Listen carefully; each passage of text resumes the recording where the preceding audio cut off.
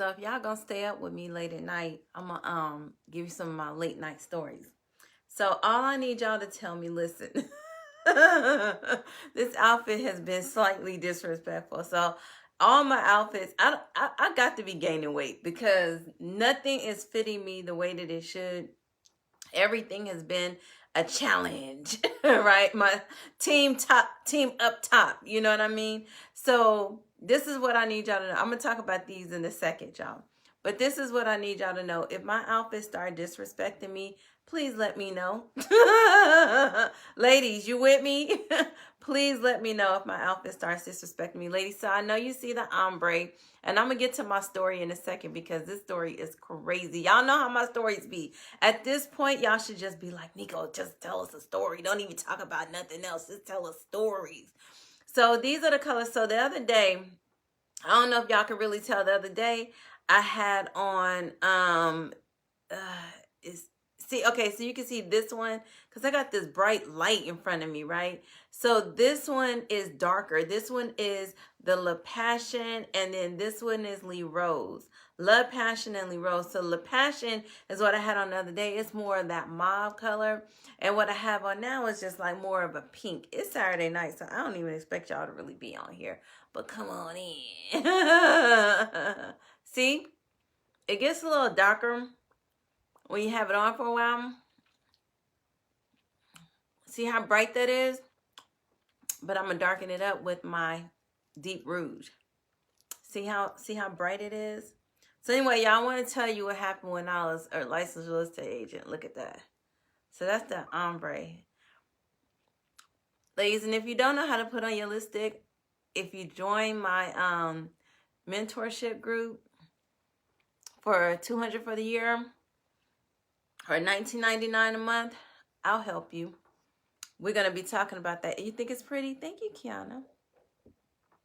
Thank you.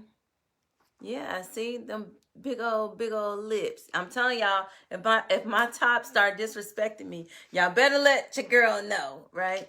So again, today I'm doing the Deep Rouge as a liner for the ombre look. It all dries. I know that filter started moving, but look, it all dries. And then this is the light pink that I have on today. This is the bright pink. It makes my lips look a little thicker, which is what you know I like. So that makes my lips look a little thicker. This is the darker one. This is the passion one. But the rose color one is pink. It's like a pink flower. Okay, so anyway, let's get into this libation. Hi, good evening. Thank you for joining me. But let me just say this. I had a video up earlier. I took it down. I'll put it up again because Facebook started messing with my algorithm. I did a video earlier on Kevin Samuels, and a lot of people started being really disturbed, specifically women, you know, coming on here, calling me hit dogs and all this type of shit. Let me tell you something. When it comes to relationships, let's talk like adults, right?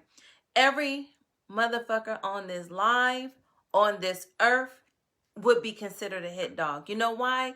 Because every single person who has ever had a relationship has went through relationship shit.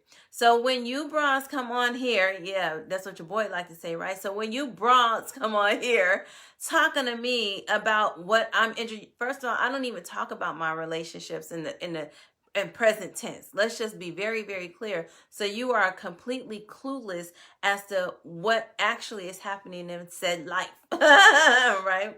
Number one. Number two, again, that whole you can't talk about something unless you a hit dog. That is a very juvenile and immature way of thinking and perspective. And I get it. You don't have the capacity to think like an actual mature woman with an actual opinion that is substantiated by actually fact, not fiction. So what I said earlier today is that Kevin Samuels was a relationship expert who was not in a said relationship.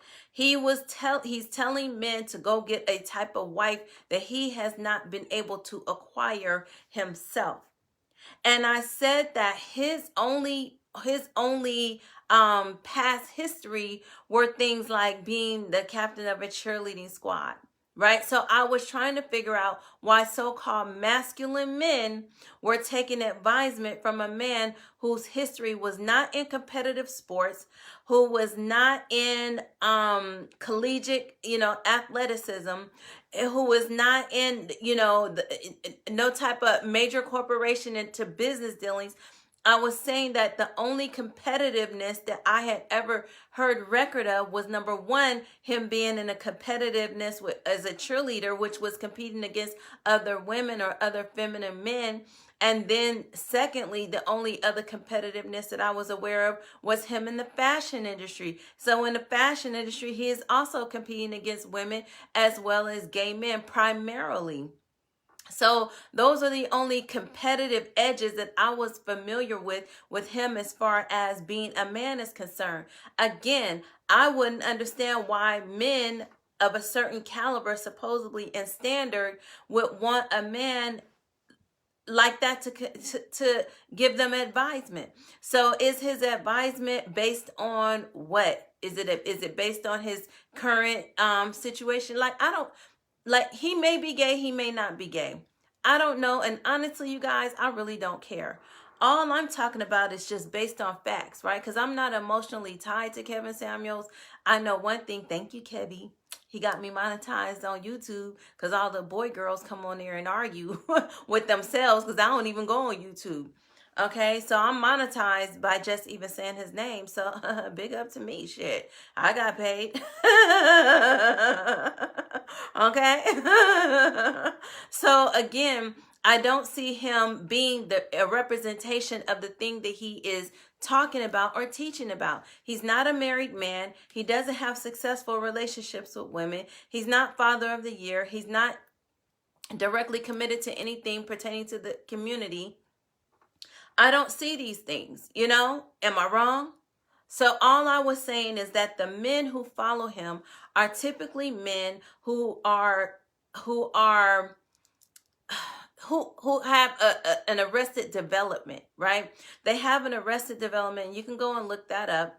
And it's a term that really means that people have maxed out their potential, right? So you have men who are still in a high school or young 20-year-old frame of mind. They're talking about, oh, women like thugs. What freaking 40-something-year-old woman is walking around here looking for a thug? How could you possibly be looking for a thug? Because in order for you to be looking for a thug, there has to be 30, 40, and 50-year-old men who operate in that capacity. And if you have men of that age acting in that capacity, then the problem is not with the women, it's with what's available to them, right? Because we also know that people date by who's in their actual environment. So if all that's in their environment are those types of guys, and then the nerdy guys or geeky guys who are now we don't want yous. Well, who you want? Who you want, Kevin? And in fact, let me just say this last thing before I get to what we came here to talk about. So, these same men will say things like a dude who give a woman money is a simp, right? If she entertains him in any capacity, right? Dating proximity. Thank you, sis.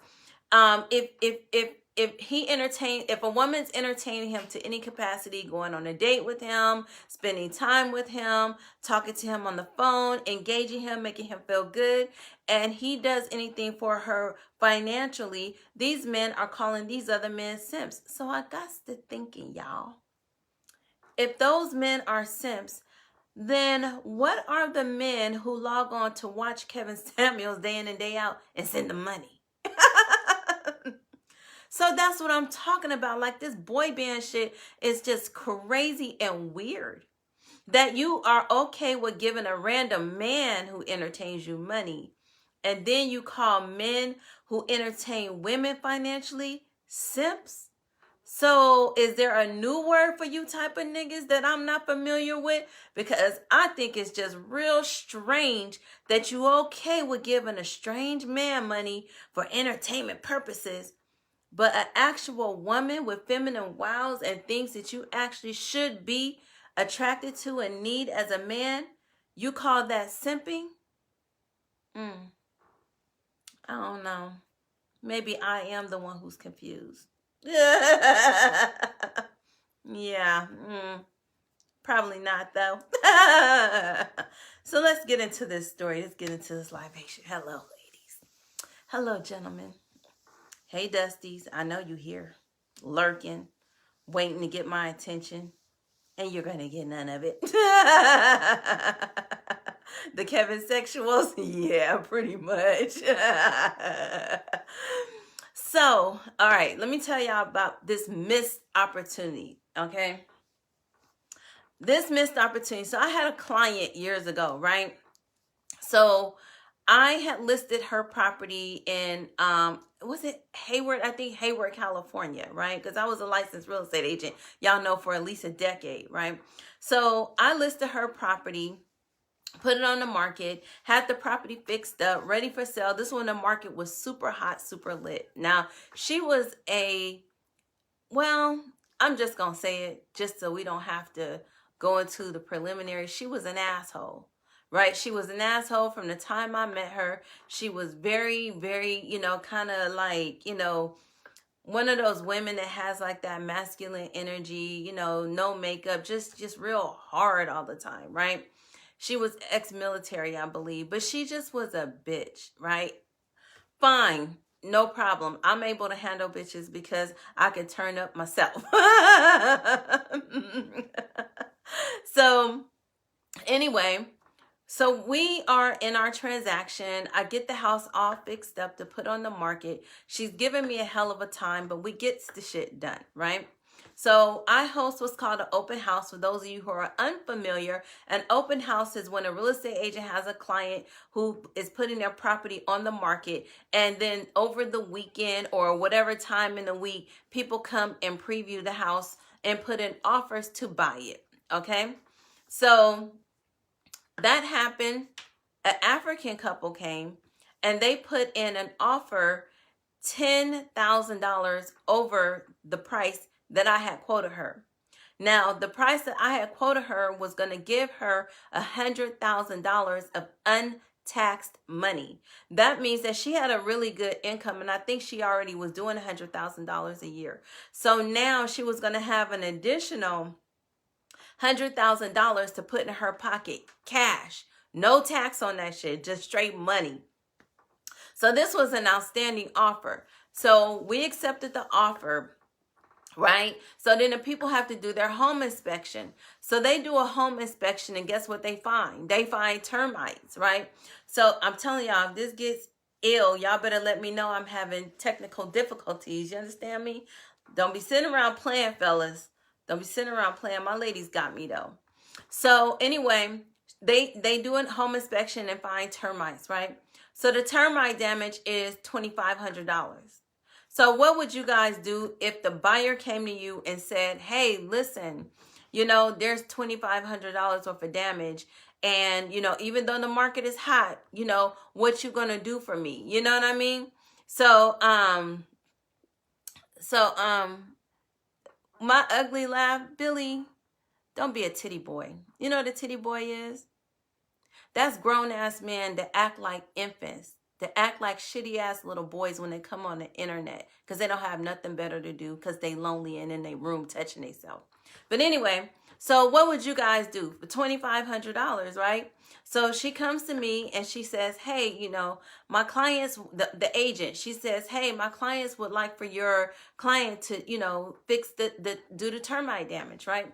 And I'm like, okay, so I go to my client. Mind you, she's a bitch, don't forget. I go to my client and I'm like, hey, they want you to fix, the termite damage. And she said, well, I have been talking to my friend. I'm like, okay, and she was like, and my friend said, because you got me $10,000 over the asking price, then you must have underpriced my property. I said, no, we're in a hot market. And the buyers have a lot of money, and maybe they just really wanted the property, and so they bid $10,000 over. I'm like, even if you paid the $2,500, they went $10,000 over asking, so you're still gonna get $7,500 more than what you had asked for in the first place. And so she was like, well, I don't believe it because my friend, I'm like, is this friend a licensed real estate agent by chance? No, it's just my friend. Okay, well, guess what? Your friend is going to help you make a decision where you're going to lose. You're going to lose. But if that's what you want to do, you're the client. Just know that whatever decision that we make, that was your decision to make, not mine, right? She had the house staged. She had put in all of these things, right? And then they submit the, I think this is submitted to escrow. They submitted it. She rejects it, right? You say you hate when clients do this? Lord, stepping over dollars to get the pennies. That's what I call it. Stepping over dollars to get the pennies. Stepping over dollars to get the pennies. That's what we call it, right? When you can't stay focused on the bigger issue, when you're too small-minded to understand exactly what's going on because you haven't had any experience with anything, like these boy girls on this live, they can't focus because they never even been around no titties in real life other than the ones they mama slapped them around with, right? So when you have people who ain't used to nothing, when they get around something, they act like that, right? Right. I would have locked the price down to cover the cost of the termite treatment. Exactly. So, so anyway, she rejects their offer. So they cancel. They're like, you know what? We don't even want to buy the house, right? We don't even want to buy the house. We don't even want it. So she tries to bully them and tries to keep their good faith deposit of $10,000, right? But you can't go into another contract and keep somebody's money, especially when they had a contingency on the offer for them to be able to do an inspection, right? So I'm like, okay, look, you just being plain silly. You're going to miss out on this opportunity. I said, what you need to know, and new agents, this is a fact. A broker told me this years ago, and this has always remained true. Your first offer is your best offer. That's usually how it goes. The first offer is the best offer. So she was trying to hold up everything to try to punish them for wanting $2,500. Mind you, they offered her $10,000 over what she was expecting, stepping over fucking dollars to get the pennies. So you gonna let $2,500 stop you from getting $100,000, $7,500? Yes, Rebecca, thank you. So because her friend who wasn't a licensed agent told her that, right? So guess what? They walk away from the deal and they got their money back. In order for her to relist the property, you can't keep their money and, you know, like you have to make a decision here. So anyway, they walk away from the property. Guess what? I hosted open houses for the next few weeks. Not one more offer came in. Not one. Not one for the asking price. Not one for below the asking price. Not one more offer came in. Listen to everybody but the licensed realtor, sis. Come on now. Who got her $10,000 over the asking price. Okay. So they lose that contract. And guess what happens? Right? Guess what happens? I'm on my personal page, little hoe. Let me get rid of these little boys. Lord. Professional, presentable. This is my personal page. If you want me to be professional, presentable, then go on my business page. That's what my business page is for. That's what my website is for. I don't come on your whole page and talk to you about nothing. Let me get rid of them, y'all. Hold on. Niggas don't understand a woman talking about business. They don't get it. They only used to hoes looking like hoes and dressing like hoes and act like hoes. They don't, a woman who talks business, they not used to that. They're not used to that. They can't, they don't even comprehend in their head, because when they go to strip clubs and they see cleavage, they think prostitution. So when they see a woman talking business on her page, it's not registering in their head that she actually got some sense. She just happened to be sexy, right? So if they want just business, if you want me in my professional attire, then go to my website, because that's where it's at. But this is my personal page. Okay, boys. Can we move on now? This story was good. So they cancel. She's stuck with the house. I'm doing all these open houses. There are no offers coming in. None, you guys. No offers coming in whatsoever. So now the market starts to teeter, and it happened like that. 1 minute it was a seller's market. It was hot. People couldn't find houses. And I swear to goodness, within weeks, everything just started to crumble and to shut down, right? So once everything started to crumble and shut down, she couldn't get any more offers. So guess what happens? She ended up having to take the house off the market. No offers were coming in. No offer. Yep, being nasty, April. She was being nasty to them people. She tried to take their money. She completely shitted on them because that $2,500, again, remember that $2,500 wasn't even coming out of her pocket. That was a surplus of the money that she was being offered. That was a surplus of the money she was being offered. So she was being very greedy. She was being very nasty.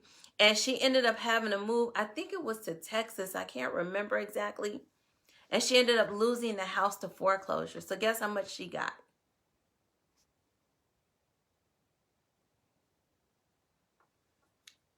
And guess who she blamed? She blamed me. She blamed me. She blamed me. Despite the fact that I warned her, that I advised her, you know, as agents, you can't force your client to do anything. You can't force them to do anything, right? You can't force them to do anything. You can only talk to them and you can only advise them, but you can't force them to do anything. She lost the house to foreclosure. So now instead of getting 100,000, 7,500, she got nothing and lost her property. What happened to the friend? Why didn't the friend bring you a buyer? You know, the friend that told her that I had underpriced her property. The friend that told her I had underpriced her property. I already blocked them. You guys. She probably still have a nightmare, Sheldon. Yeah, she was black. That super militant attitude, you know, just ridiculous. I'm telling y'all, if I have a situation, y'all better yeah, she was very greedy. She was very greedy. Very greedy. And wrecked her credit, everything, sis. Everything. Credit slammed. Lost the property. Lost the opportunity to make $100,000 cash. Remember, she wasn't going to have to pay capital gains on that property because she had owned the property for more than 2 years. And as a homeowner, if you own your property for more than 2 years as your primary resident, you get a tax exemption. You can own it for 2 years, 24 months, or 24 months within 5 years. Meaning, like, if you had it for 6 months here, moved out 6 months, moved back in for 1.5 years, you get that 2-year exemption still within a 5-year period of time. If you're married, if you're single, you get up to $250,000 exemption. If you're married, you get a $500,000 exemption. And she lost. Being greedy, she lost the opportunity. She lost it. It's crazy when we can hear a story and tell if it's a black or white person. We need to do better. It is, Keith. It is. That was probably my worst transaction. She got PTSD. She did sabotage herself, Latif. She did. And I wonder if she ever think about that. She never apologized to me. She blamed me. She never apologized to me, right?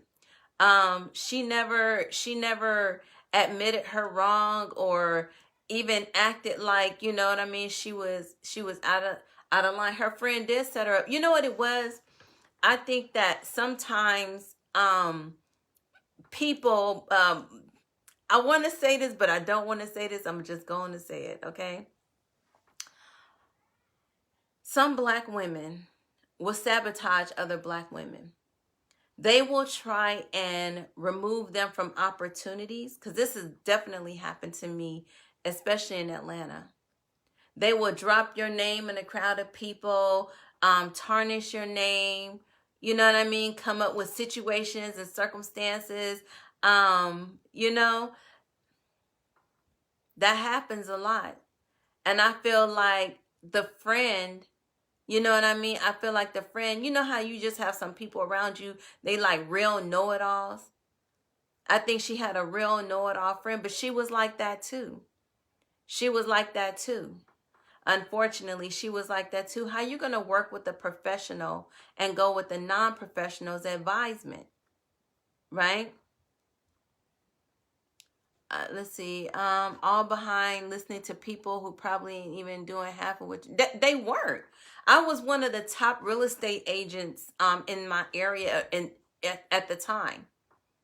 And she was referred to me by a friend, right? She was referred to me by a friend, another friend.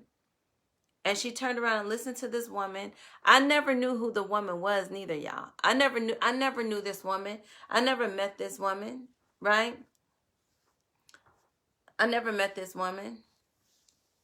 So, you know, she cost her $100,000. That was $100,000 friendship. I wonder if they're still friends. I tell my clients all the time, your business is business. Keep it to yourself and let me do my job. Bingo. She was a weak-minded person. She actually, you know what's funny, Rebecca? She actually thought she was the smart one between me and her. Poor man's mentality for sure. She actually thought she was a smart one. She actually thought she actually thought she was giving me the opportunity when I was really giving her one, to work with somebody who was going to be honest with her, to work with somebody who had integrity, to work with somebody who was going to do the best job for her. I did everything in my power to make sure that I secured an opportunity for her. And she lost it because of greed and ignorance, quite frankly. So it's a known fact that we can be toxic. You know, black women can't treat other black women like that. I believe wholeheartedly, unfortunately, that if she was working with a white woman, none of this would have never happened. It would have never happened. It would have never happened because she would have respected that white woman enough to listen to what she had to say.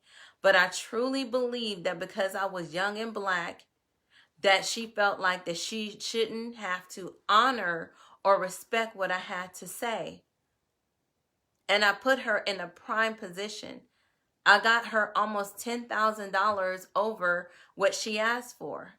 And she was actually happy to get what she had. I priced that house perfectly. I priced it so it wasn't too high, but it was right on the brink, which is why when it sat on the market for weeks after it had hit the market, when your house sits on the market, you guys, when your house sits on the market, it gives buyers an opportunity to lowball you. So if you were already just, you know, just right there, you really don't want to play those kind of games. Your first offer, again, is typically your best offer. We can shop with each other, and Christmas service is so bad, I will never go back. You know what? Let me tell you something. That is true. That is true. We do have to work on our customer service.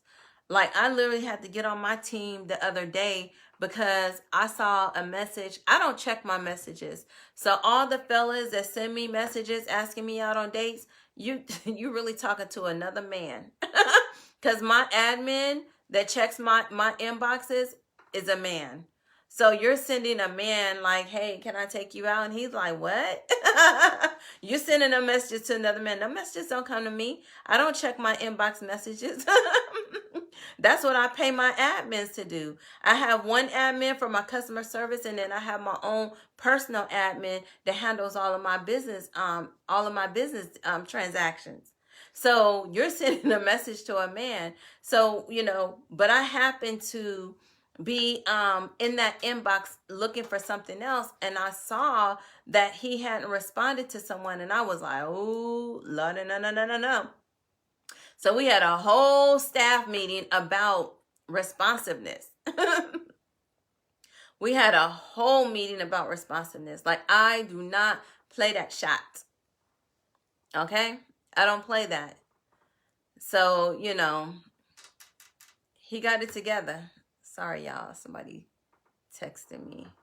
He got it together. So we ain't gonna have them problems, because I want my business to be the standard for how Black businesses deal with one another.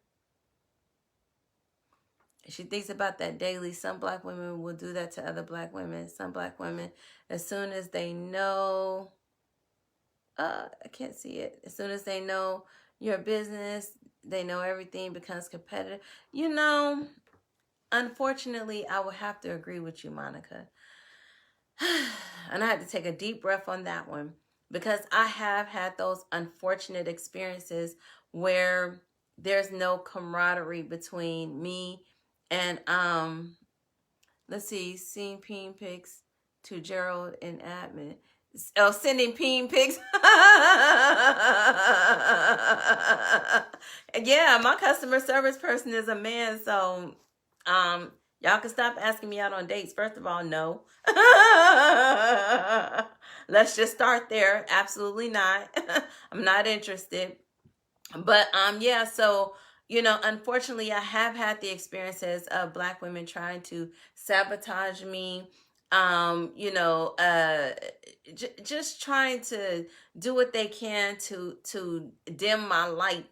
You get what I'm saying? But it ain't gonna work. It's unfortunate. It's real unfortunate, because guess who I don't have those problems with? Exactly. Which is a shame, because we always talk about white people suppressing us, but the honest to God truth is that most of the people who I have issues with are not white. They're not white. Let's see, my husband and I run our own seasoning business. Our number one priority is producing a good quality product. Gotcha, sis. And and customer service, because of what we've been through with us. Yeah, like I'm real big on like you better respond to my customers. You better be very helpful. We even have like literal like trainings, like this is how you respond. This is how you talk to them. Make sure they feel greeted and comfortable and happy and pleased. Like I'm not playing. I'd rather have less customers. If we're overwhelmed with the amount of business that I have coming in, well, then business needs to slow down until we can get a system in place to where people, when they spend money with this Black business, that they feel good about it, right? Like even just recently, I was working with a Black company, and to be honest with you, I actually have way better good experiences than I do bad experiences. Honestly, I have been having amazing experiences with other Black-owned businesses. We've partnered on some things. We're working together. Like I have had outstanding instances. I have had some BS instances too. And you want to hear the ironic part? The more money I have paid, the more BS the service was. The least amount of money I paid, the better the service was. This is why with my shoe line, let me tell y'all something. Like these, bottles for my lip stain, they're glass. This ain't plastic. These are glass bottles. These are the most expensive ones from the options that you have for your product. I went with the most expensive ones. When it comes to my packaging for my shoes, I have the satiny cloth in there. I have soles to go on the bottom of the shoes. I don't charge people for those so that they can maintain the integrity of the sole of the shoe. I have inserts for comfortability. I have beautiful thank you cards that were designed. My boxes were really, really expensive. Like they're you can literally keep them like as jewelry boxes. And you know what it says on the insert of the boxes? On the insert of my shoe boxes, when you buy my shoes, it says, because you deserve the best. Because when I think about my clients, and who are more than likely going to be Black women, let's say that you're having a bad day. When you're having a bad day, this is what came to mind when I designed that box. And you open my box, or you receive my package from you making a purchase from me. When you open it, I want you to feel like you had an experience. I want you to feel like I cared enough to do the very best for you. I want you to feel like, you know what, I bought my Louboutins. Those was $1,200 or $1,000, or, you know, my Versace or whatever shoes you have bought. But they didn't treat me like that. And here this Black woman is, her shoes are a fraction of the price. And look how she thinks about me. Look how she cares about me. Look how she treated me. So that was really important and a primary focus from the jump with me putting together my branding. The first thing that I did was make sure that my packaging was a representation of the way that I wanted my brand to look. And I wanted my client to feel like they were worth every dime, because they are, right? So that's the way that I showed appreciation to the women who were spending their money with me, right? So customer service is everything. And I think that one of the reasons that we haven't done as well with that, to be honest, you guys, is we're new to business. You have to understand that. We're typically first and second generation entrepreneurs. And the large majority of us haven't actually had entrepreneurship training. We might have had, oh, this is how you set up your business. We might have taken a course online like, oh, this is what you do to make $1 billion and all that type of shit. We might have done that. But where have we actually taken entrepreneurship training? Like, this is the infrastructure of a company. This is how your administrative offices should function. This is how your financial offices should function for you to be able to pay your taxes. This is what your customer service should look like. This is what the structure of your customer service should be. These are the emails that should be sent out to your customer in order to maintain the integrity of your business. This is how you troubleshoot problems within your business. Like, we just weren't taught those different things, and we're typically solopreneurs. So we're doing the cooking, the serving, the delivery. We're doing the administration. We're doing the marketing. We're doing the sales. So we're typically in every single capacity of that business. So when you're handling every single capacity of a business, trying to grow it, trying to be something that you've always wanted to be, which is fine. That's okay. But when you are in that position, it makes it very, very difficult for you to be all things to all people. So even though you don't intend to fall short, sometimes some people just don't give a damn. But even though you don't intend to fall short, I know with my situation, that's for sure, right? Is because we just don't have the capacity to do it. If we actually could do better, we would do better. You know, so think about that and another thing that we should do is when a business does fail us, we should talk to them. We should send them a letter, not a nasty letter. Like, sometimes the way that people send messages to my company, like if there was a mistake, boy, the way that they talk to my staff, sometimes when I catch wind of that, I'd be like, give me the phone. That's how I be feeling. You know, because it's so disrespectful. They will talk to you like you literally on the street. They won't talk to you like they're calling someone at Macy's or, you know, some other, you know, business, you know, with any type of sense of sensibility. They won't say, you know, dear whoever, to whom it may concern, this is my issue. They don't do that.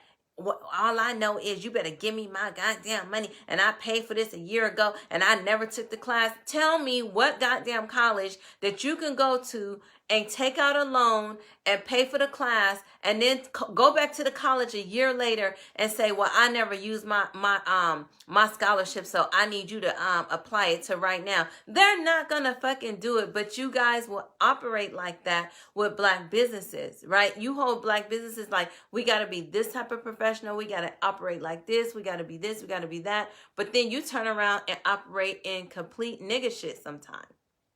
Just like my client that lost that house. Sometimes you operate way over here, but you expect for the business to operate over here. You call my office and talk real raggedy or disrespectful to my staff who hasn't done anything. You didn't even give them the opportunity to resolve your issue before you're disrespecting them. Now, if I get on the phone and disrespect you, you'll be all over the internet posting, talking about I stole your money and then I cussed you out and Black business ain't professional and that's why you don't work with Black businesses. You be lying. These bad boys is... Look, they want some more little boys to come on here and be like, oh, I see her boobs. Ladies, what is we gonna do with these boy girls? What is we gonna do with them? She has breasts and I see them. It's a damn shame. It's a damn shame. Boy. Okay? But anyway, I do business with a ton of Black businesses, typically on a weekly basis. And, I enjoy doing business with Black businesses. And I have found them to be very kind, very considerable. I just think we're getting better, you guys. I think that, again, we're first generation and second generation entrepreneurs. Typically, we've had no training, but I think that we're starting to listen, or more people who were on the customer side are now becoming entrepreneurs. And so they're bringing that aspect of being, good business people to make sure that, the people they work with are treated well. And honestly, I think that we go above and beyond. I think we do much more for the people who, are in our community. But then sometimes, we be on some bullshit. And that's what's happening in Dalton with the police shooting. No professionalism to make our point in case. I'm not sure about that. Exactly. They didn't want to talk about how nasty customers be for no reason just because you're a Black business. Oh my God. Girl, some of the messages, I read one the other day that my head not even itching, just force a habit. Pat. The other day, my customer service, he sent me a message that someone sent to him. And I'm like, man, that's a good question. Send thank you cards to my old clients. I used to check in. I'm still friends with some of my old clients, and I haven't done real estate as an agent in 20 years, and I'm still friends with some of them to this day. When the real estate market crashed, a lot of people lost their homes, and they were mad at the real estate agents, like, you got me into this, So some people, shoot, real estate agents, shit, I lost my house too. I was like, shit, we all homeless. You want to move in together? It was just the market. It was just the time. But when I used to get clients, I would do like a buyer's presentation. Like, I always tried to be very, very, very professional. Some people can be a bit much. You guys know that. There's people who are a bit much, and then there's people that just want you to treat them well. So I'm always trying to be very, very, very conscientious. I made a big mistake in my business. Y'all want to hear about the big mistake I made in my business last year? I'll just drop it real quick so I can let y'all go for the evening. I made a big mistake in my business last year. A business consultant that I had hired, paying him thousands of dollars a month.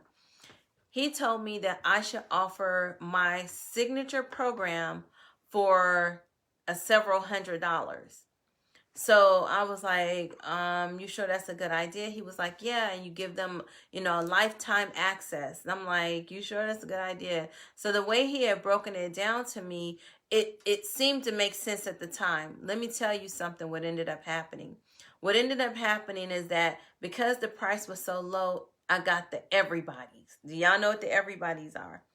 That's the person who, like, there's one particular person in the class that I'm actually going to give their money back that $100 and whatever it was, and remove them from my program completely, because the amount of time that they spend sending messages to my office just to try to get in touch with me. Sometimes when people do business with you, especially when the barrier of entry is really low, they come in and they harass the entire hell out of you.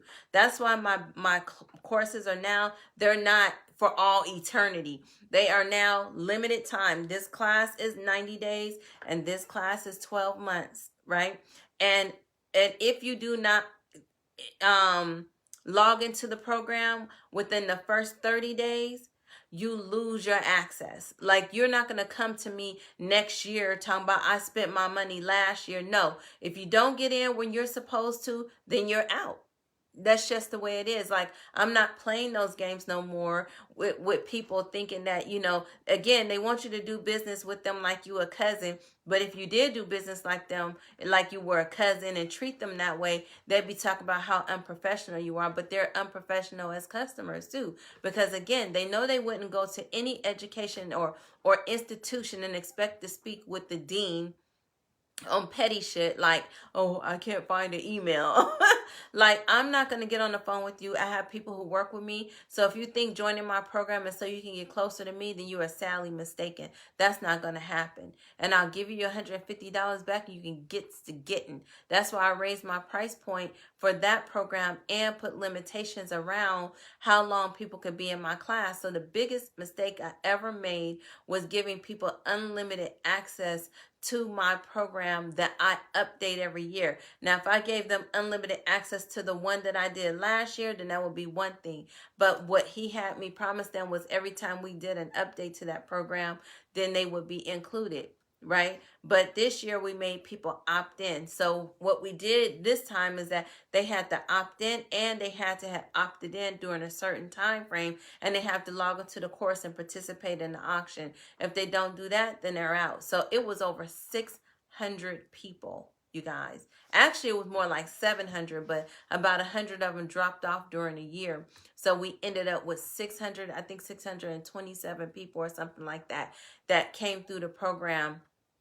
And that was a lot of people to let in to a program for a lifetime, you know. And it was just so overwhelming for me in business, with the phone calls. And trust you me, a person who pays $100 and some, they are going to drag you and drive you into the ground with expectations. They're going to have the highest expectations, and it will drown your business.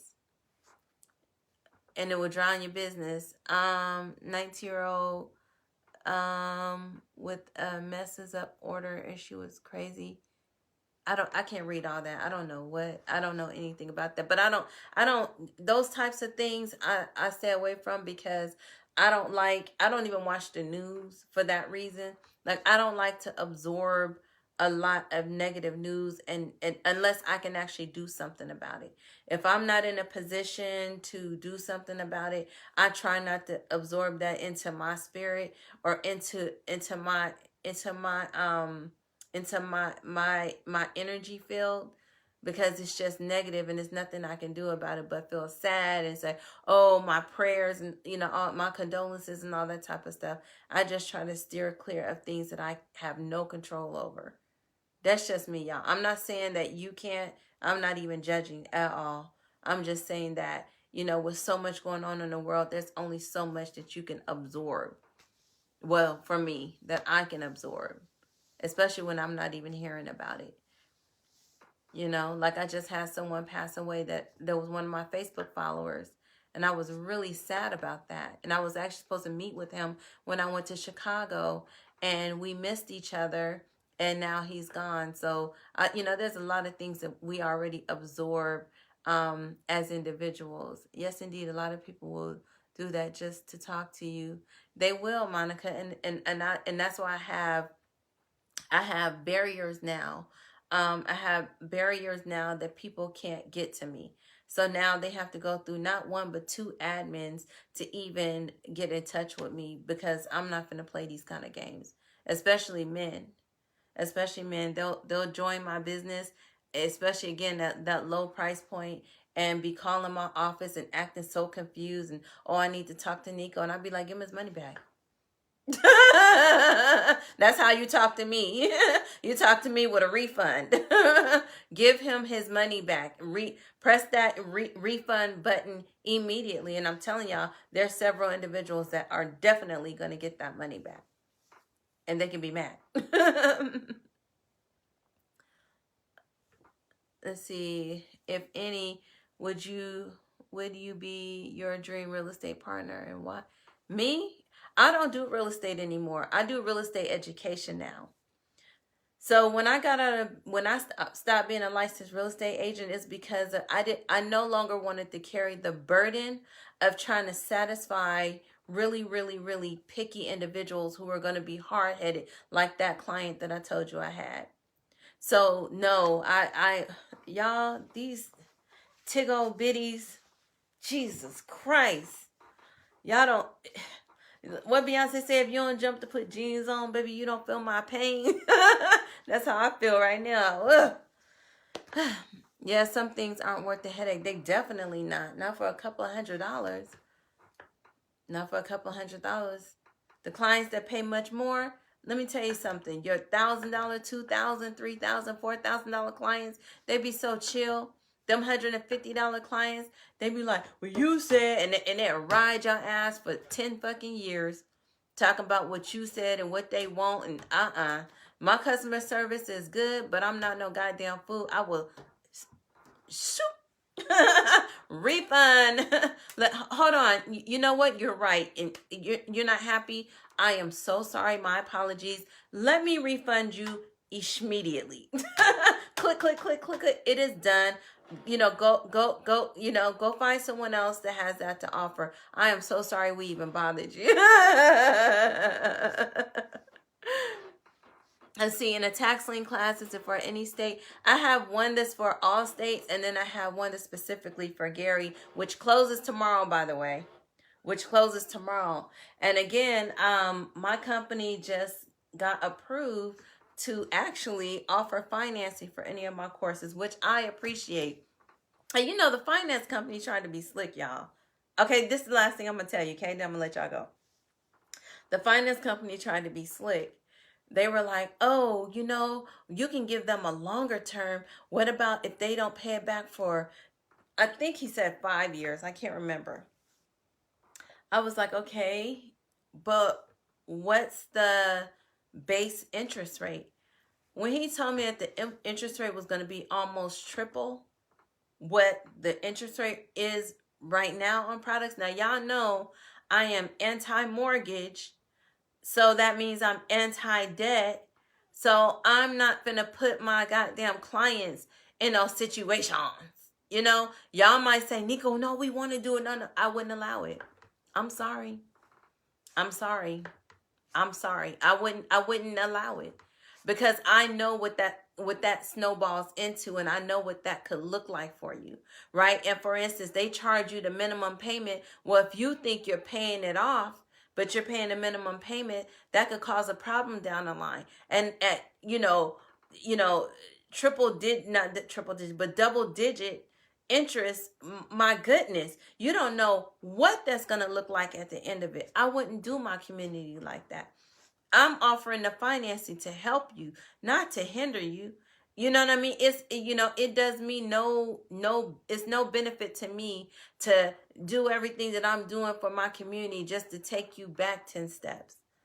I'm trying to free up your capital to give you more of an opportunity to invest in the tax liens. So I'm not doing that. And I know some of y'all be like, dang, I would have took that. Yeah, you probably would. But it just, to me, that wasn't the best thing for you. Right? And if I'm going to do business with you, and if I'm going to help guide you and lead you in a certain direction, why would I do that? I don't know. Look, some people would. Some people charge y'all thousands of dollars for some bullshit and know they are, and Clubhouse superstars, knowing they're giving you some bullshit.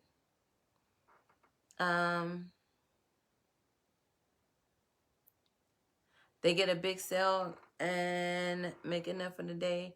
and close for the rest of the week. Who does? So anyway, you guys, that's it. That's all. Do you have any questions? Again, my new lip stain colors. Y'all know we already got the deep rouge, but this lighter pink and this passion. This is pink. This is purple. And I have the pink on right now. I have the pink on in the middle. I did the ombre with the deep rouge around because y'all kept saying, oh, if you get pink, I'm going to get it. So it's going to be on the site this Friday. I could put it on now, but nah. Just wait a minute. But they look good, y'all. They look good. So I just got a bunch in stock, and I have a whole nother bunch coming. So anyway, what's the website for the tax lien course? It's investgary.com, babe. Investgary.com. But if you want the financing, send us a message so that my admin, one of them will send you the link for you to fill out the form. So let me explain the financing to you real quick, okay? And the way the financing work is that PayPal's not working. You know what? Someone else said that. I forgot about that. Thank you, babe. I got to go look into that the PayPal wasn't working. I got to check into that. Thank you for reminding me. Thank you for reminding me. That's because they made me open up a new PayPal account and I couldn't use the one that I've been using because it's two different businesses. And then, you know, they make you open up a new one and then they harass the dog shit out of you when they see a bunch of money coming in because they think you pushing dope. And I am pushing dope. I'm pushing lip stains like dope. So they like, what was she doing? Whoa, slow down. We know you black. You might be doing something, you know. Anyway, I will get that fixed, babe. Thank you for reminding me about that. But with the financing, your credit score can be as low as 600. It can be as low as 600. The better your credit score, you know, the better the